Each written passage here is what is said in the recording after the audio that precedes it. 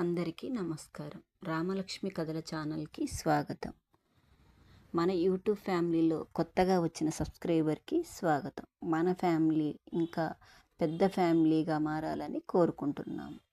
మీకు ఎలాంటి వీడియోలు నచ్చుతాయో ఖచ్చితంగా మాకు కామెంట్ బాక్స్లో తెలియజేయండి.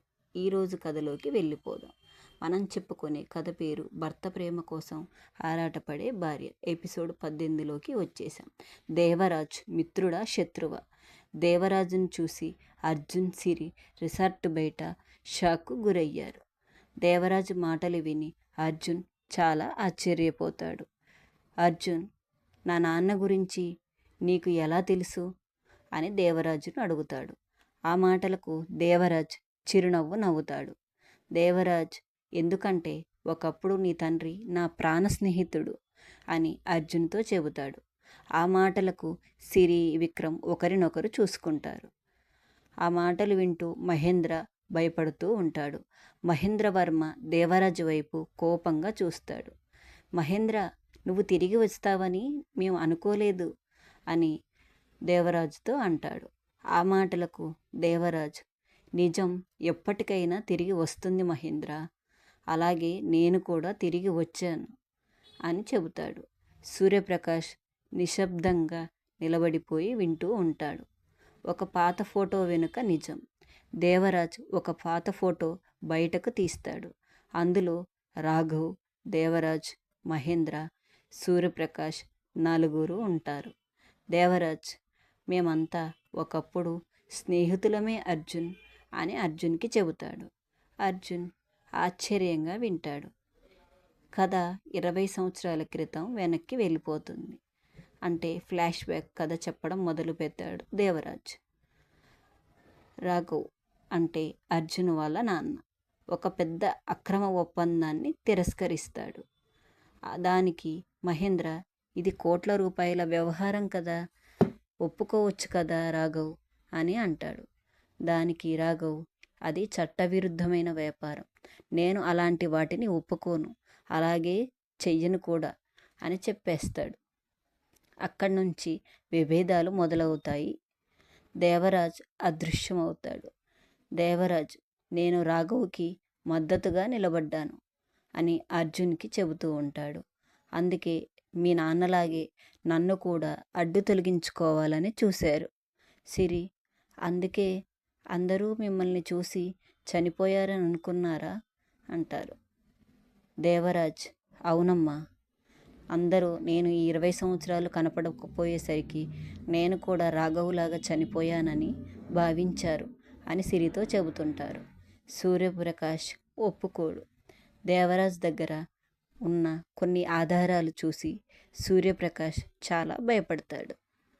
సూర్యప్రకాష్, నేనేం తప్పు చేశాను? మహేంద్ర కోపంగా నోర్ముయ్. కానీ సూర్యప్రకాష్ ఇక భయపడడు. అర్జున్కి కొత్త నిజం.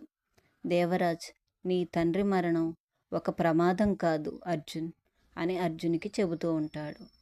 అది ముందే ప్లాన్ చేసిన కుట్ర అర్జున్ అని చెప్పగానే అర్జున్ కళ్ళలో కన్నీళ్ళు వస్తాయి.